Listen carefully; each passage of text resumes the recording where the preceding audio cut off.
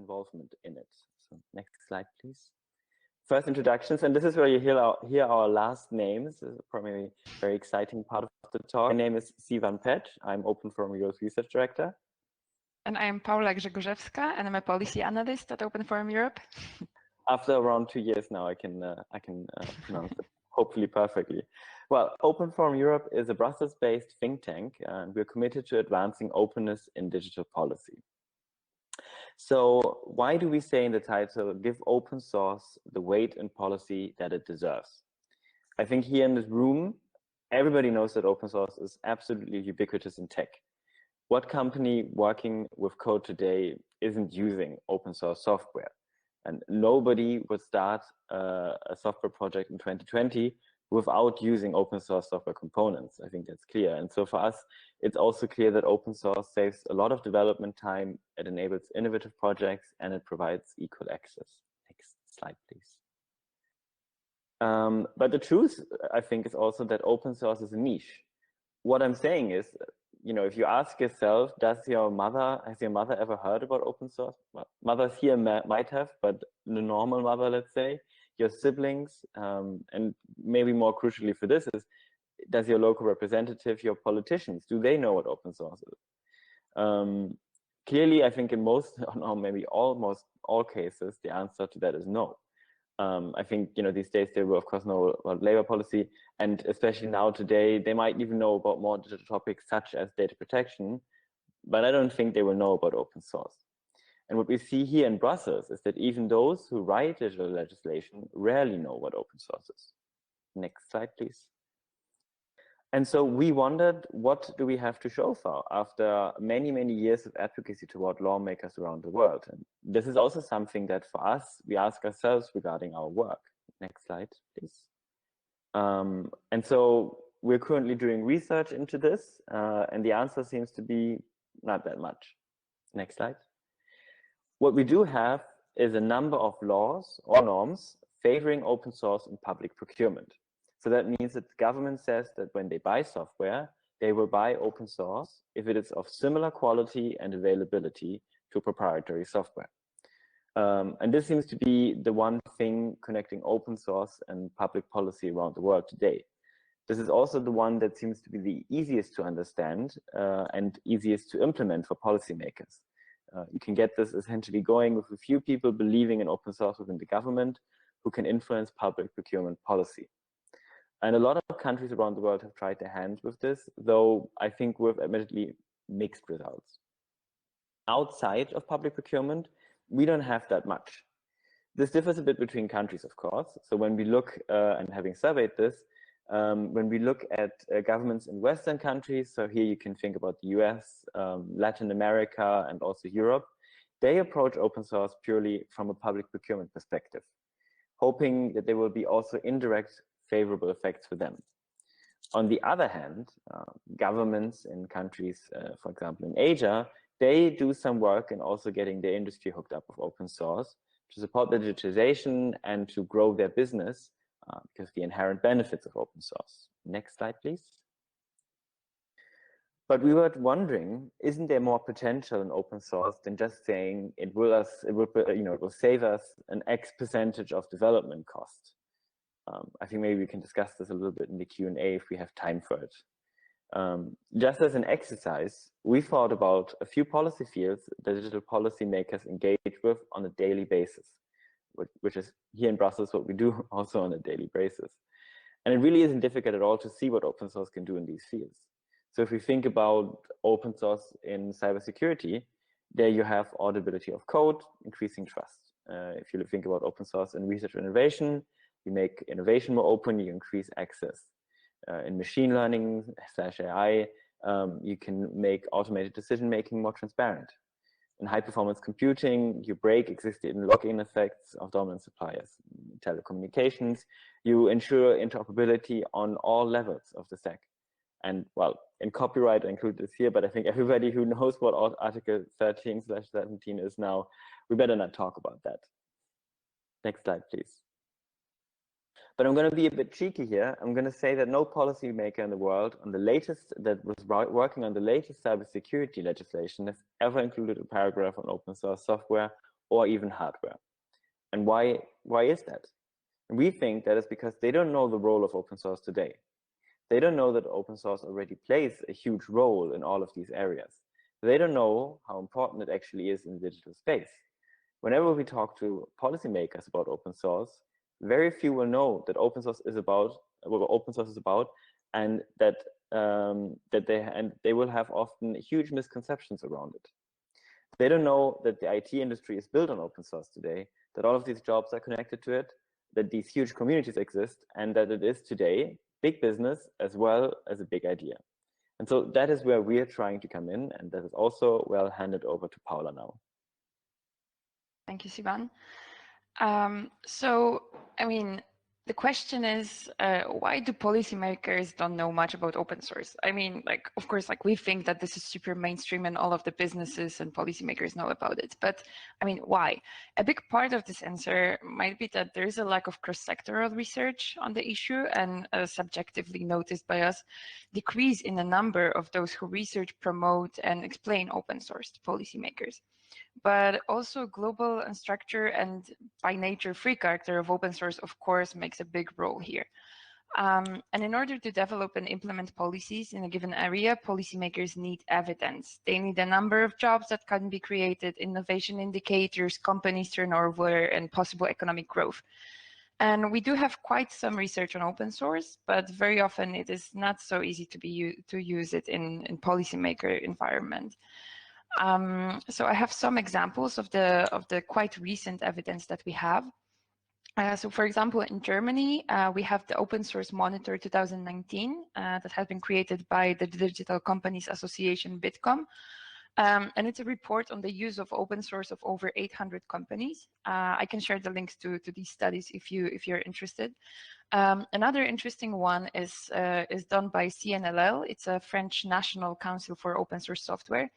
And this report includes a survey and a quantitative data on the situation of open source companies and development in France, focusing on the digital transformation and innovation driven by open source. We also have a study by Frank Nagel. It's a Harvard Business School professor that we actually work with as well. And he has done very interesting research on the French case. So in France, there is the law, the procurement law that requires government agencies to favor open source software over proprietary software in an attempt to reduce costs. Like this is the overarching idea. But what is interesting is that he found out that this policy change led to an increase of nearly 600,000 open source contributions per year from France, an increase in number of companies that use open source, and an increased number of jobs, while bringing benefits such as higher competitiveness of the country's digital sector, both domestically and abroad. These are some of the largest pieces of research that have been done in recent years on the impact of open source.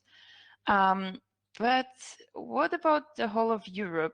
We asked ourselves, okay, when was the last time that there has been a comprehensive study on the state of open source in Europe? And the answer is 2006. So that's quite some time ago. It was a study on the economic impact of open source software on innovation and the competitiveness of the information and communication technology sector in the EU, and it was procured by the European Commission. It did find out that there is a great potential lying in open source for Europe's digitization. But of course, the reality in 2020 is totally different than it was almost 15 years ago. So let's remember, the European Commission is one of the few institutions that could procure such a study that takes a look at the whole European Union and aims to capture the nature of open source while taking into consideration so many countries. The European Commission seems to notice the potential in open source for the welfare of its citizens, competitiveness of its companies, and transparency and speed of digitization efforts. It just needs evidence to implement such policies, including understand if it's indeed such an important and possibly beneficial tool for the whole union. So having said that, we are very glad to hear that the European Commission issued a call for tender to conduct a pan-European study on the impact of open source. Open source has been maturing for quite some time now, and we think that this is the time to provide the evidence. Needless to say, we at OpenForum Europe have been pondering the idea of a European study on open source for quite some time now, and pushing for it quite a bit as well. So the European Commission has already made it clear in 2016 with its communication on ICT standardization, priorities for the digital single market, that it intends to promote the use of open source elements in cloud standards. It aimed at promoting the interoperability and portability of the cloud. And now the Commission has reinstated its commitment to open source with the recent Open Source Software Strategy 2020-2023 that I think Evangelos was talking about like 2 hours ago at this conference. So procuring this study shows that the Commission is committed to collaborate with stakeholders and open source communities and plans to include open source in its future digital policies, which of course makes us very happy. Just like the fact that we got the opportunity to conduct this study together with the research institute Fraunhofer ISI and some various professors around the world. But even more, we are analyzing both open source software and hardware, which is quite particular. Maybe some of you know, but there's virtually no policies on open source hardware, and very few who have studied this subject from policy perspective joined us, but we are very excited to start this work. So how are we doing this? Because we started back in January, so the study is slowly coming to the end. So first we conducted the economic impact analysis of open source, which of course is much easier with software than hardware because data is much more widely available.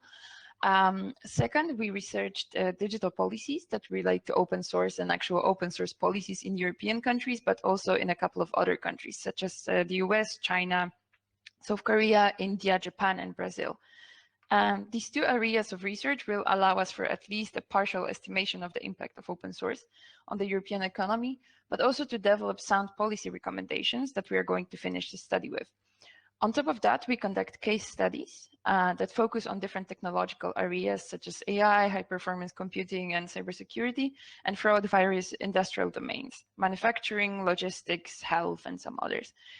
But what I think might be interesting, we also invited many stakeholders, different companies, developers to join us in this study because, of course, open source is a collaborative effort.